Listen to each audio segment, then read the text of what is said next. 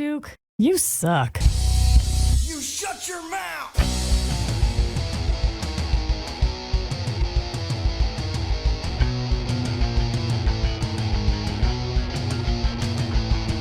Welcome to the Duke You Suck podcast. And now, Duke Durango.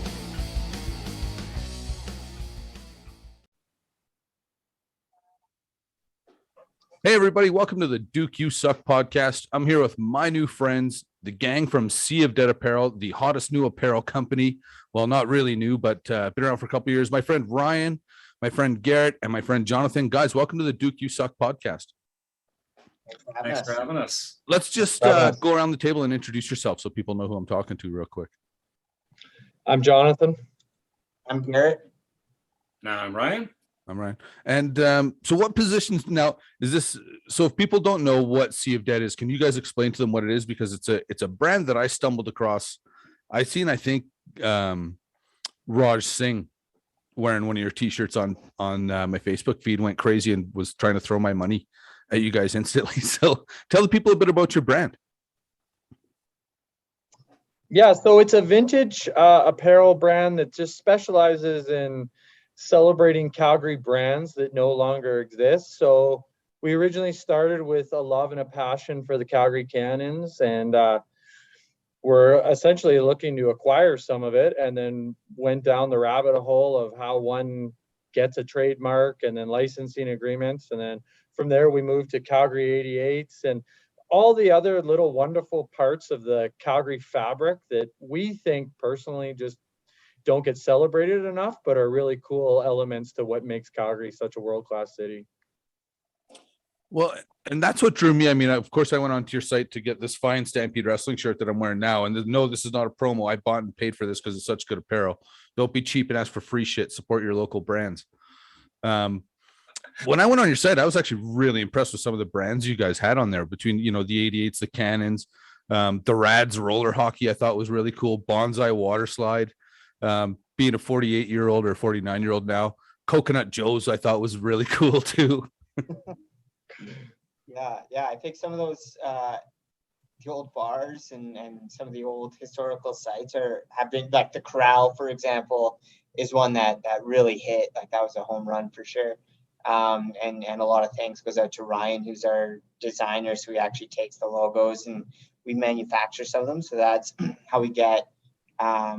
That's how we manage some of the logo imaging and copyright issues that you might run into. So we're not buying all the trademarks for everything we put out, Right. But we do put our own spin and we do innovate and build our own logos that we use for all of the apparel, and that's why it turns out so great. Yeah, man, like it's and the quality, and again, I'm not just blowing sunshine up your ass. If I didn't believe it, I wouldn't say it, but the quality of these t-shirts is excellent. Like it's a good t-shirt, but it's nice and light, and it's it's a weird thing to say, but I really like soft t-shirts, and it's really soft. Well, we always say, like, it's not a Lululemon t-shirt, but it's not a beer box t-shirt either. Like, we take a lot of pride in the way they fit and they feel, and they're not boxy or they're not baggy, and they're done at a reasonable price, and they're very form-fitting but true to size also. For sure. Yeah, they're good. Part of that is we did fuck up initially. Our first Rads 3/4 life was like wearing a hard box. Yeah, It was god awful. there's a lot of trial and error early on. We had to figuring find. what the lens are, and like, it's not always a good shot, but we try, right? Well, now is it stuff you're getting made overseas and it gets brought over? Is that what happens? No, we do it all locally. So You again, do, eh? trial and Okay. error. So we got a printing company that what was, I think it was 3 times eventually we finally found the right distributor essentially. So we buy wholesale from a company called All Rush Printing and Apparel here in Calgary, 32nd Ave in the Northeast, and they've honestly been wonderful to deal with. So they order it all from their manufacturers in Canada, and then they print it in Calgary for us. Okay. And they do outstanding work, and we're actually super grateful for that relationship. So Nice. shout out to All Rush. Huge shout out. That's Sam. awesome. Now, who comes up with the ideas? Like, is it people? Do people submit ideas, or is it something Ryan Ryan. creatively you come up with Get on in your this own? interview, Ryan, when you're ready Yeah. to start. Yeah, Ryan wouldn't say shit if you had a mouthful of it. Honestly, like I kind of like picture myself as like a Calgary historian per se. So I really want to like remember the good times in my life, and some of those good times were at like the Night Gallery or Coconut Joe's or whatever that might be, the Corral, right? Like my first hockey that I ever saw in Calgary was at the Corral, and watching Mike Vernon, the Calgary Wranglers, was fantastic hockey. And that's something that I'll always cherish because I went to those games with my dad and my granddad. And I actually have goosebumps right now as you're talking about the Corral, like, cause that's same here. Yeah. First games were Wrangler game at the Corral. Yeah. And it was an amazing building because they had like historical, you'll remember this. They had historical photos all around the building, and some of those photos became very, very valuable. And I know at one point they took them all down, photocopied them, and then put them back up. But that building is a historic Calgary building, and like it'll never be forgotten. Yeah, it was kind of sad to see it go, to be honest. But if there's an upside, you guys probably did all right selling those T-shirts. I think it's our biggest seller. Not as good as you think. Not as good as you think. Please don't think I think you guys are setting the. I think your company seems to be doing okay. You're gaining traction, but I also don't think you guys at this point are getting wealthy selling T-shirts just yet. No, not even close. We all have second jobs that pay the bills. It's very much a hobby, right? Yeah. Like we started with 25 hats and 25 T-shirts, and I always joke like I couldn't give one to my mother because I needed to make the profit on 25 to reorder again. Right. So, that's the other thing people don't understand. It's not like the margins are skinny. Like people don't realize how much this stuff costs. They're so small. Like, yeah, you really have to love this to want to do it. Yeah.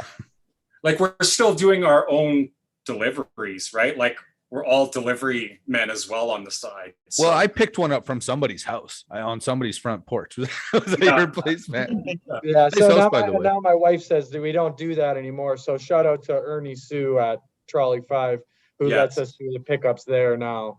Yeah. Okay, Trolley 5 local brewery, right on. Shout out to them. Yeah. Right on. So this is truly, truly, truly a local endeavor. Like everything, like you say, even including Trolley 5, which hopefully, you go into Trolley 5, pick yourself up grab your T-shirt and pick up a growler and head out the door. Yeah, the big hope is, there's a mutually beneficial relationship there, right? Where we've got the orders, the pickups. As you said, margins are so slim, and hopefully I don't get too nerdy on the financial side, but can't afford the retail space because we just don't do enough of. Well, especially in this city where everything's so fucking inflated, forgive my language, and the taxes just bend you over. Anything you make on a dude, T-shirt, it's so fucking true. Anyway. We were looking for 6 months to get a retail spot, thinking, well, it's 65% unoccupied space, and it's like, oh no, we're still going to hit you with the 2014 price range. Yeah. All right, so that's out, and then. Luckily, like the local brewery scene here is so awesome and friendly and accepting, great community that they let us handle our pickups because we do, 35 to 40 people coming through their brewery to pick up, and we hope to convert about 10%, 20% of them into customers. Sure. New customers, and that becomes a beneficial relationship for everyone, right? Right. Now, are they currently selling your apparel at Trolley 5, or is it just a pickup spot? It's just a pickup spot right now. Okay. We the dream is to do a honorary Melrose shirt, or Ernie's been in the city and the local bar scene for so long. He's got connections to so many cool places, and it would be such an honor to do a collaboration with him. And we're in early talks to see if we can do something like that. Right. There's part of me that feels like the sky's the limit. Like, are you guys old enough to remember the Airliner Hotel? No. It was over.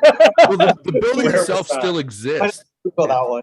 The building itself still exists. It's on the corner of McKnight Boulevard and where Edmonton Trail turned into 4th Street Northeast. And there was a rowdy old strip club in the Airliner. Like I remember. I do remember it. Yeah. What was it called? What was it I can't called? remember the name of the strip club. We just always called it the Airliner because that was the name of the hotel. I remember that was the very first strip club I actually went to. These are the things you remember, like, because when I was a kid, everyone talks about going underage drinking. And I mean, I'm not proud of this, but me and my buddies went to the strippers because they never ID'd you at the strippers. So that's where we went. And then when we were 18, we went to regular bars, but underage, we always drank at the strip clubs. Really? Yeah. Yeah. Mostly Rock City down on McLeod Trail and the Stampeder Inn. Yeah, I don't remember that. Well, if you know where the Trap and Gill was, in that building, but downstairs. Oh, okay. Yeah. See the Trap, there's another place I'm sorry shut down. That was a good bar.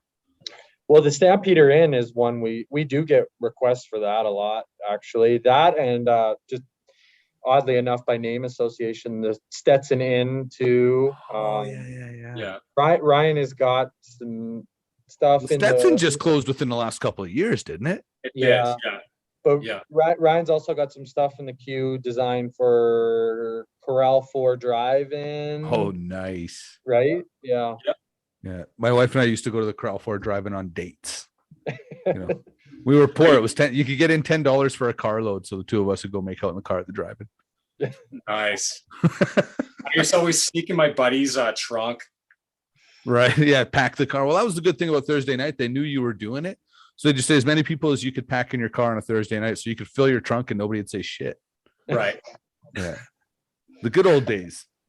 Yeah. Actually, that's another one. I wonder if the Hub Oil name's out there because there's a few of us that, you know, I remember when Hub Oil exploded and took out the Corral 4 Drive-In. Yeah, I remember that. Yeah. Maybe, you know what? That's in poor taste now that I say it out loud because I think 2 guys died in that. So maybe that, yeah, I apologize. Maybe that's in poor taste now that I've said that out loud. So edit. Yeah. Give me 1 second. Yeah. I have to run upstairs super fast. Yeah, no problem. No problem, Ryan. We've had a couple requested that were, I can't remember which one. We get everybody's old neighborhood gas station, the mechanic shop their dad went to, like, and it's like, hey, I'd love to do them all, but I need to do a minimum order of 25 of these. And I'm being charged a premium of like $22 a t-shirt.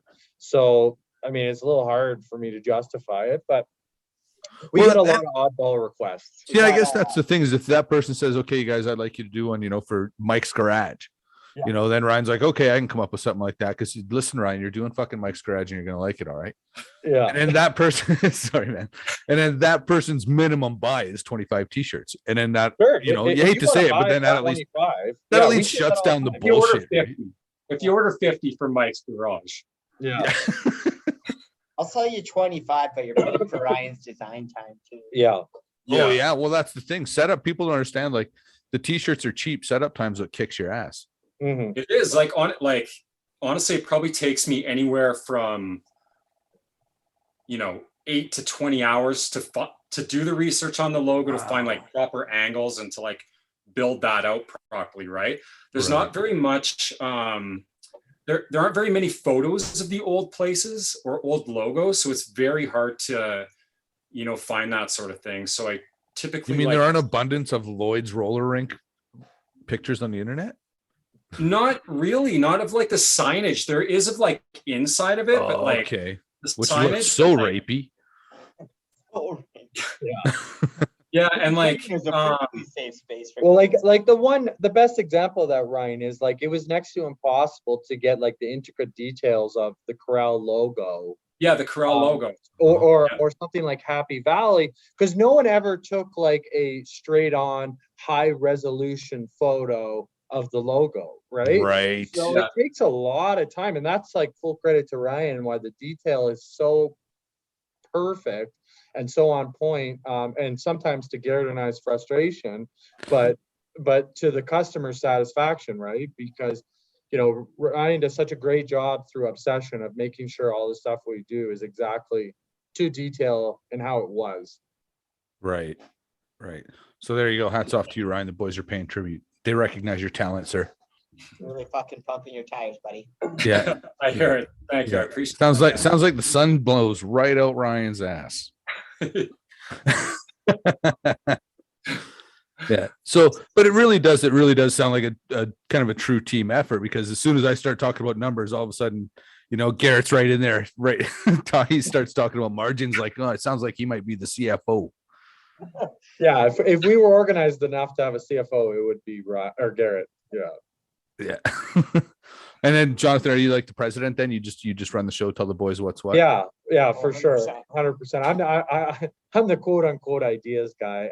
So my background, which is like the worst term ever. I hate people that say that. So my background professionally is communications. Okay. So I can dabble in the marketing side, social media, but like my heart is in communications and language and content. So that's very much the lane that I live in, just with every day-to-day operations. Right. So how many, like, what's your biggest run so far? Because for me, I mean, I see the Stampede Wrestling t-shirt everywhere, but also I live in a bit of an echo chamber when it comes to wrestling. So that's maybe not the best gauge. What is funny enough, we were just going through the old orders and sales sheet, and I think what our best run would have been the Cannons blue t-shirt. Early on, it looked like the Cannons blue, but that probably got surpassed by Corral came out hard. Yeah. Corral came out hard.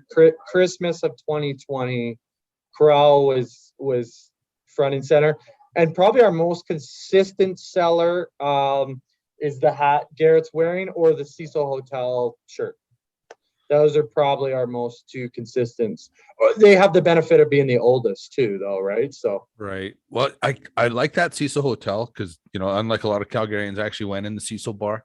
But every time I see that t-shirt, I think of that show Cecil Hotel that was on Netflix. And then I think that the people drank dead body water from that giant cistern, and then I dry heave. So then I can't wear that t-shirt. Oh my God. That's awesome.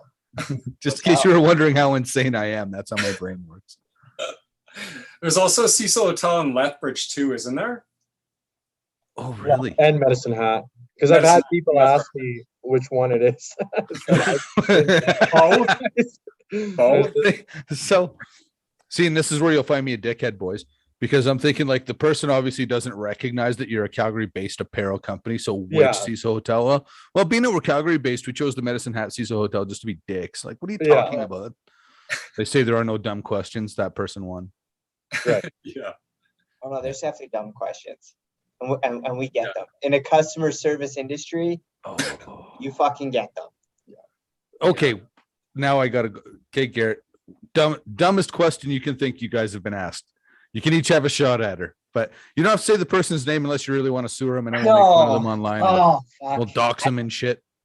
I don't even think it's a question. It was more like a statement in dealing with the customer, and the boys will remember this one. And it was and he was asking how long it would take to pick up his order, but he wouldn't. I'm assuming it's a he, but they wouldn't give us a fucking email address, an order number, or any information that we could actually use. They just wanted us to literally give them how long does it take for us to give them the order, and like would not back up because they said they wanted to give us, I want to review you guys, and I want to be anonymous in this conversation to give an accurate review of you online. Wow. Yeah. So like those, like I'll just pick back on that's the little kind of shit you have to deal with every day. Help me help you, player. Exactly. Like you're always like, hey, like, and actually my wife puts it best every time. I'm like, this fucking guy, which I mean, that is like not very often with our customers. I don't want to say that, but she's I'll like, say it for you. People are fucking retarded. I'm not in retail anymore. She always has the best response. She always just says, just tell them you're three guys just doing a hobby. Like you're just trying the best. Like we're honest to God. Like, and I think I've even said this in some response emails. Like we're not Amazon. Like I can't, like, and Brian said it earlier, like we're doing our own deliveries. Like the margins are so thin. If I shipped everything through Canada Post, we would never make any money, right? Like, well, and the shit would never get there anyways. Yeah, that too. Yeah, and again, I worked in retail, kind of in retail service in welding for years and years and years. And I love welders. I made my bread and butter off them, but that doesn't mean they're all normal, right? That doesn't mean every customer you deal with is a winner. I'm not proud of it. But in that time, I think I told 2 or 3 customers, like, don't come back here because you're too stupid to deal with. Like, you know, and I never say that to people, but there's been times. So, you know, we're well, talking- you know who I'd like to fight the most, and maybe you guys can somewhat feel this. The guy would probably in history I'd like to slap the hardest is the guy that said the customer is always right. Yeah. Because there's times they're just not. Mhm. Yeah. I would say like 98% of our customers are really good. You know what, man? It's probably 99.9, really and truly. It's like one, maybe 1 in 100, 1 in 200. It's a real pain in the ass. We'll constantly bring up, like, we've done thousands of orders, fulfilled thousands of orders, and you're the one guy with this one issue, or one person with this one issue, and it's like, you know what? I don't know if this is a good fit. Maybe our brand and our company and what we do isn't for you, and that's kind of how things sometimes have to go, right? Yeah. You know, it's embarrassing. I had a guy tell me once, sometimes you have to fire the customer. You know, but again, people don't make our friends' lives hard. They're just three guys trying to put a buck in the till. Like, geez, just stop it. So, an idea that you guys put out the other day that I kind of was impressed with, want to jump on here a little bit. You guys mentioned you might want to run some independent wrestling shows under the Stampede Wrestling banner. You know, to quote Cliff Clavin, what's up with that? I'll let John run with this one. This is kind of his brainchild a bit. Yeah. So like, I mean, it's no secret, like all three of us love Calgary. We just love the elements of Calgary, especially the stuff that is sort of niche and just we don't think gets enough spotlight. And in truth, like Stampede Wrestling is such an important part of our history, right? Like you can go almost anywhere in the world and say, where's Calgary? Well, I don't know where Calgary is, but you can talk about the Olympics and Stampede Wrestling and people kind of get that, right? For sure. So like it's such a homage thing that it would be such an honor for us to just be able to say, okay, like we know nothing about the wrestling industry and we'll be the first to admit that. And I think there's a lot of importance in knowing what you don't know, but no, there's a lot of guys in the wrestling industry that would never admit it, but they're the same. Right. And but to us, we're in a different light because we're doing it for passion. Like we would never do it going into like, hey, like if we can get 25 people in the house, you know, we're gonna make a profit. Like I would never do that like that. I would do it as a way to celebrate and honor people like yourself and all the wonderful people that contributed to that legacy before. Right. So it is something we really want to do. We've talked about it for a couple of years. We need a few more bucks in the bank, but like it's something that we've kind of thought about maybe quarterly to start and just as a nice way to continue to celebrate the city, not through apparel, because it's really hard to sell t-shirts every day of the week or hats. Well, and I mean, the thing is, then all of a sudden, too, you've got a little bit of a venue. You know, I mean, people spend a lot of money on t-shirts at wrestling shows. You know what I mean? So there's that end of it. I mean, the one thing I like what you said is you were passionate, because there's one thing I've watched a lot of people lose a lot of money on independent wrestling, and I've cautioned a lot of people from getting into it just for the simple fact they think they're going to make money because Vince McMahon makes money at it. It's like that guy's got the shrewdest business model in the world, and he's been doing it since Christ was a child. So he's got a captive audience. You know, guys my age are watching his product, which isn't going to, you know, those aren't always going to be the people coming to your shows. So the one thing I would tell you guys, first of all, is your heart's in the right place. And when you say it passionately, the one thing I would say is you'd mentioned in your email, and this is maybe I shouldn't say this, but you'd mentioned in your email, you thought you might run like Edmonton, Calgary, Lethbridge, blah, blah, blah. The fastest way to lose money in wrestling is fucking traveling. Yeah. It's traveling. It's so hard to promote in other cities because there's always somebody that'll say, hey man, I'll help promote your show. And they might, but it's just not the same. Like, it's just not. I've watched so many companies just eat shit on the road, you know, so you build up your basic Calgary. And then when people start phoning you, and this is my advice to any independent promoter, when people start phoning you saying, when are you coming to our city? Or, you know what I mean? That's when you start looking at going on the road. Mm-hmm.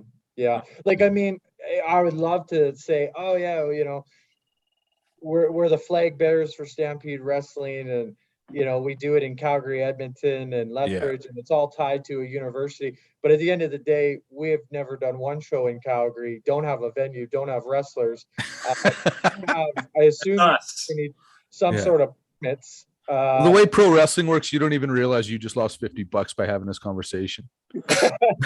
Yeah. So, I mean, we have a long way to go, but it's like, it's something, I mean, we put it out on Twitter because the idea is to engage with people like yourself and all the other people that flooded into our DMs. Like, I was gonna say, you guys, there was a lot of interest as soon as you put that out there, man. you know, like, hey, what do you got? Like, hey, do you got a venue for free? Give us a call. Because I mean, that's the first step, right? Like, well, and the truth is, I mean, independent wrestling, in my time, there were some promoters doing some shady shit. They were burning venues for rent, you know, kind of not overselling to advertisers, things like that, not paying the boys. Like, independent wrestling was doing some really dumb shit in the late 90s and early 2000s. And I think that nowadays the perceptions change because there are guys like you that, forgive me for saying so, that aren't wrestlers.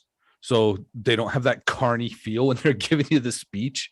Because I mean, let's face it, people don't realize this, but the wrestling industry, it can be a bit dodgy, to say the least. You know, so Like any other, it's like any industry. I mean, to be yeah, honest, you know, as John puts it, like as we've kind of kicked the bucket of the idea over a couple beers, and with Ryan, and just trying to figure out, like, hey man, could we throw up a ring here, and could we have 50 to 100 people during Stampede with a couple of shows just to really give, you know, some homage to the Stampede wrestling and bring the name, then maybe start gaining some traction. yeah. And And you know what, Garrett, you could honestly Traction, easily do that. yeah. Just with the name, you could easily do that. So yeah, it's just kind of like, what could we really realistically do that we think would be fun, because that's the only reason we do this, because not the money. yeah. And two, Just so you can spend less time with your families. watching some sweet wrestling. Yeah. Yeah, for sure. No, and I mean, I like what I'm hearing. Here's the thing, boys. I've never put this out to anybody. I retired from wrestling 3 years ago. And I've been to one show since, and it was kind of by accident because Jesse from CJ92 told me I had to go to his show, so I went. But if there's anything you guys need help with, if you need a booker, I would gladly step up and help you guys out in any way I think I could. Well, trust me, we'll be tapping you on the shoulder. Putting that out there. This might be a section. You're hired. Yeah. I don't know what a booker is, but you have that job. you and everybody that has a wrestling background. Like, I mean, I'll tell you this for humor context, but we have a very good customer. He's not a customer. He's a friend of ours, Dan. Superfly Dandy Dan. Dan Vandergrant. Yeah, that's right. Dan's our boy. Dan is not a customer. Dan's a friend of ours and a longtime supporter of Sia Dad. And I've kind of ran this idea by him about, like, you know, I'd like to involve other, like, people in Calgary that we've done collaborations with, like an Andrew Fung from a storytelling perspective, or maybe like a Terry Cahill, or just, I mean, Jesse and JD are both big supporters of ours. I'd love to involve them. I mean, my mind is in communications and public relations, right? So I'm always thinking like that. And he said to me, like, oh, John, you know what? That's really great. And again, to your point, it's great. You're passionate, but I've never met one wrestling promoter that looked like he enjoyed his job. So just remember that. So, like, we go into all of this optimistically. And like Garrett said, you know, we're not in it to make, we would never, you know, go far enough in this venture to try and make money. It's all about, like, just celebrating legacy, right? Well, and I mean, again, I think it's cool. Like, your heart's in the right place, as funny as that sounds. You know, you're not, this is going to sound terrible, but you're not big wrestling marks that just want to be a part of a show, which always concerns me, because there are promotions out there that have started because guys just can't get jobs somewhere. So they start their own promotion. It doesn't sound like you guys want to be promoters per se. It sounds like you guys want to have some fun time running some cool events, you know? Mm-hmm. Yeah. So that's really more what it is. Like, when we did our beer release with Dandy Brewing, it was more to do with just celebrating, you know, our customers, really. Like, it was kind of a thank you, give back to the people that have supported us and helped keep all these brands alive. Right. Now, going back to the apparel line, I was looking, and you guys have some really, really cool stuff that's sold out. Is there any of that stuff that's coming back? Well, we're gonna redo the Shamrock Okay. t-shirt Oh, ahead of St. Patrick's Day. I got a buddy who's, who's an old Shamrocker. People, a lot of people don't know this. Wayne Hart, the old referee from Stampede Wrestling, he's a Shamrocker. Him and my buddy Pistol Pollock used to hang out at the Shamrock all the time. Okay, right on. We'll save a shirt for him. We need to do another run of Cannon's long sleeve shirts. Because it's spring and like hopefully the weather warms up at some point. But Ryan is he's our quality control design guy. So what else is coming up, Ryan? Well, I'm doing a little bit of research on the Republic, and I'd like to do a logo for that. Okay. So there's that. There's a couple other things in the works. I don't know how much detail I should give on those, but so you probably want to be cautious because there's probably some douchebag that's going to try and steal your idea because that's how people are. That's happened. People they get really concerned about the theft of an idea. And yeah, the idea is there. Yeah, there's some trademark information. But what nobody fucking realizes is the work, the blood, the sweat, the tears that goes into it. It's not the idea, it's the execution of the product that exactly. We're excellent at the execution.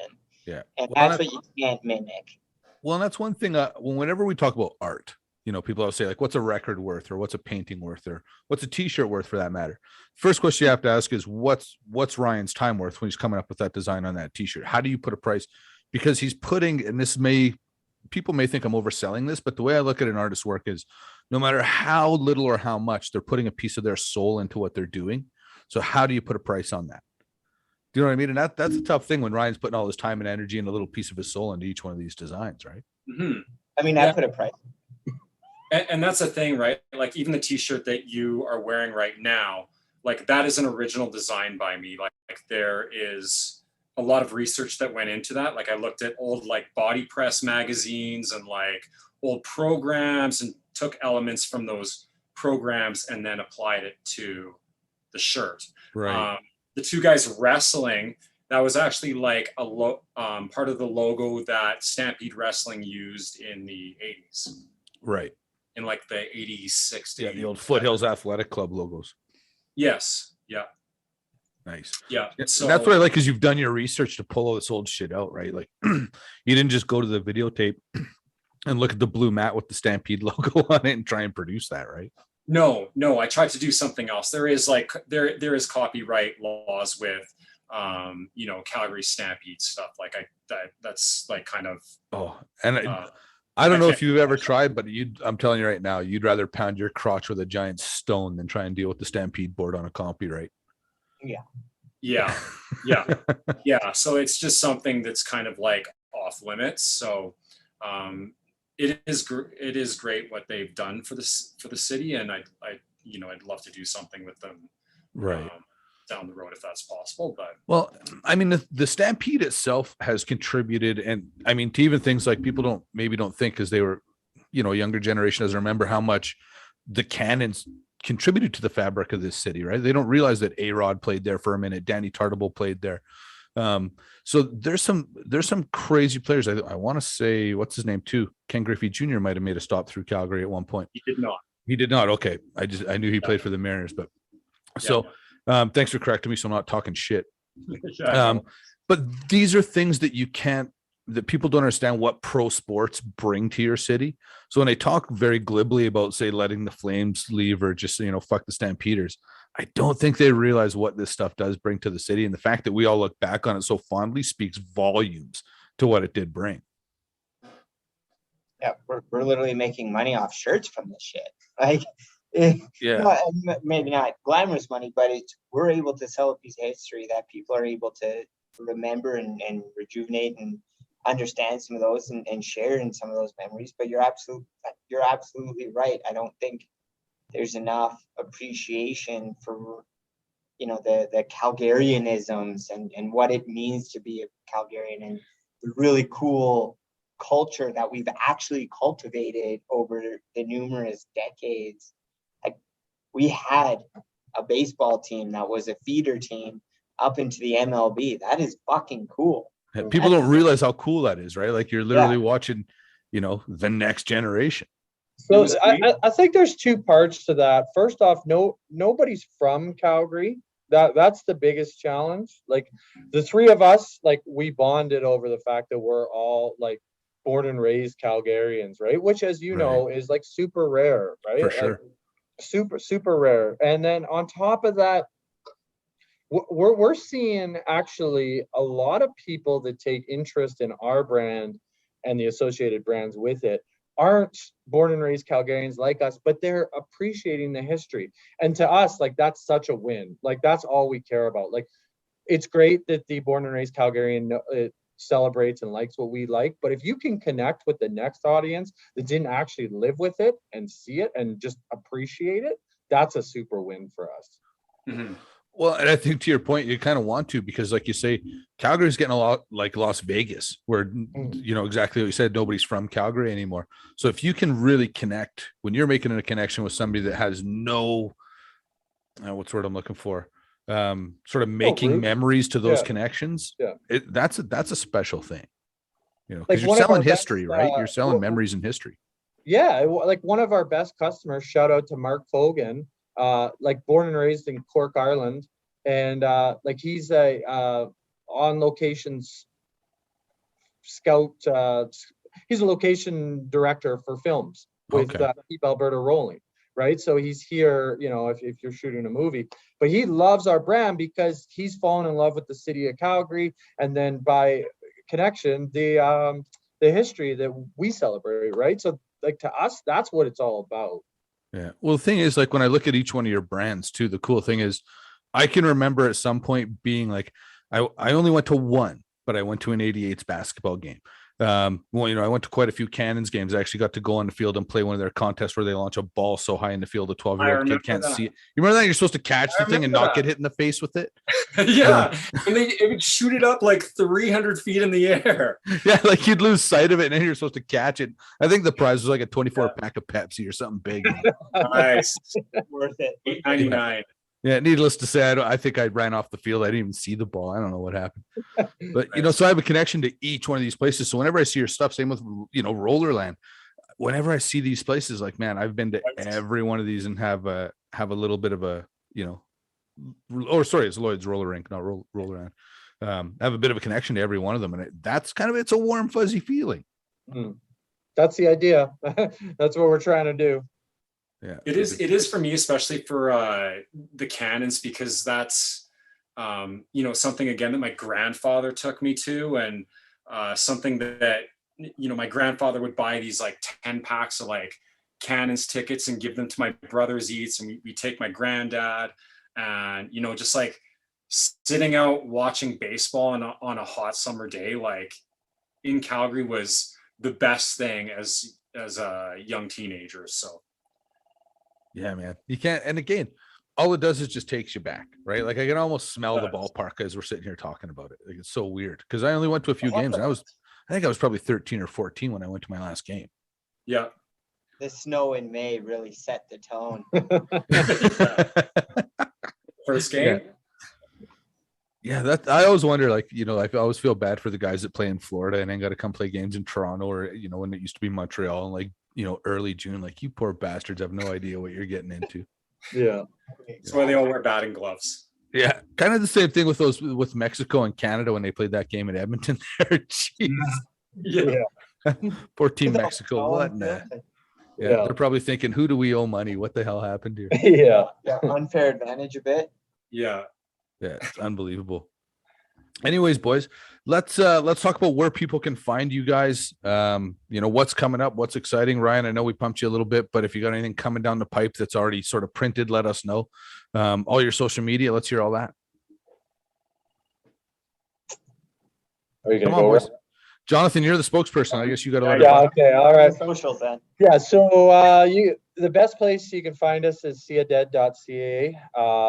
That's where we do all of our online merchandise. We do free pickups every other Sunday at Trolley 5. If you give us a quick Google, you'll find that we're on Twitter, Instagram, and Facebook. Probably most active on Instagram, but we love to get in conversations on Twitter. coming up down the pipe, we are going to be restocking cannons. We're ready for St. Patrick's Day with the Shamrock shirts. Ryan is working on a few new designs that I'll let him decide if he's going to share that or not. Yeah, just the Republic is coming. There's a couple others that I'm working on. That Definitely put me down for a public t-shirt. Same if you decide to ever do a Warehouse Underground version. Let me a know. Warehouse. Yeah, I've actually that's one of them that I was actually looking at yesterday too. So Yeah, I'm not proud of it, but I might have taken acid a time or two and hung out at the Warehouse. It was an after hours bar, right? Well, I mean, you could do a lot there after hours, but it was just a bar, and you know the reputation was the upstairs was the Warehouse, and it was supposed to be a gay bar, and then the downstairs was the Underground. And I mean, we hung out at the Warehouse a lot, and I never ever kind of got the gay bar feel to it. It was just a really fun place. I didn't either. It was a great time there. Yeah, man. Like nobody ever bothered you. Like nobody ever bothered you at the Warehouse. No, and I used to go there on like Wednesday nights when I was underage. I was like 16, 17. I had no problem. Or I had an ALCB card. Right. Well, actually, the truth. Sorry, go ahead.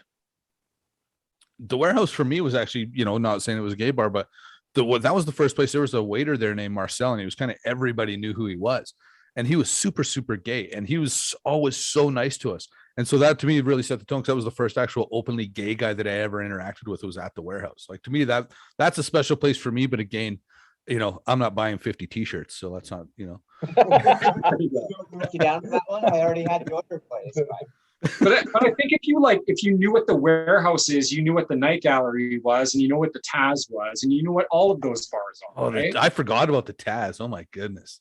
Yeah, like just. It goes on and on, right? There's so many bars from that era, like Cherry Lounge, and there's like just. Well, I actually bounced at the Electric Avenue bar as a 170-pound bouncer. Did you? Where at? Well, it was actually called the Electric Avenue. Okay, yeah. Yeah, where the sky, there was a 3-story thing. Yeah, so I always had to talk myself out of fights because I was a 170-pound bouncer. So you guys would be like, "How come you're a 170-pound bouncer?" I just say, "You need to think about that." And the guy would be like, "He's probably like a little Bruce Lee," and I'd be like, "Please don't hit me! Please don't hit me! Please don't hit me!" That's awesome. Yeah. On that note of me begging for my life, boys, I want to thank you so much for coming on this program. My friends, family, anybody that watches the show, please support Sea of Dead. These guys are an excellent brand. They're 3 guys contributing so much to the fabric of our city. Guys, I want to appreciate and let you know that I appreciate you doing that. And as a born and raised Calgarian, thank you so much. Thanks for having us. Yeah, thanks so much. Thanks for having us. Talk to you soon, man. Appreciate it. Hey, man. Duke, you suck. You shut your mouth.